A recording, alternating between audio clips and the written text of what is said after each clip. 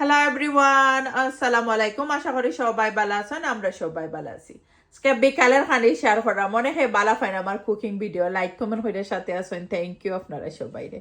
আজকে বিকালে কিতা বানাইছি দেখো তো, সিলেটি স্টাইলে একটা লাল শাক বানাইছে। আমরা সিলেটি কুকিং অবশ্য ডিফারেন্ট আছে, অনেকে আমার রেসিপিগুলো দেখা কমেন্ট করে না পায় তোমরা সিলেটি কুকিং দেখতে যে সুন্দর লাগে, খাইতে ওলা মজা লাগবো। তো দেখো তো আজকে লাল শাক বানাইছি।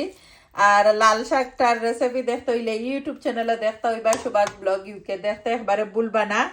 থ্যাংক ইউ এভরিওয়ান, অলওয়েজ এর সাপোর্ট করেন, সুন্দর কমেন্ট করেন, থ্যাংক ইউ। আর এখানের মধ্যে আমার বাসার একটা পপুলার কারি, একটা গরুর মাংস আড্ডি গুড্ডি দিয়া আলু দিয়া পাতলা শিরা দিয়া একটা কারি বানাই আমি। আমার বাচ্চাদের অনেক বেশি পছন্দ, আমি সারিয়া না, তারা সবাইরও পছন্দ। তারা আম্মা তোমার রাতের গরুর মাংসর আলুর পাতলা জুল আর কি, জুল হইলে বালা সকলে বুঝতে পারেন, আমরা সিলেট মুখা শিরাও কই বেশি অংশ শিরা দিয়া বানাইছি। আর এটার রেসিপি দেখতে হইলে ইউটিউব চ্যানেলে দেখতে হইবা সুভাষ ব্লগ ইউকে, ইউটিউব চ্যানেলের নাম আবারও কইলাম। আর যারা আমার চ্যানেলটা সাবস্ক্রাইব করে দিচ্ছেন, সাপোর্ট করেন অলওয়েজ, থ্যাংক ইউ আপনারা রে।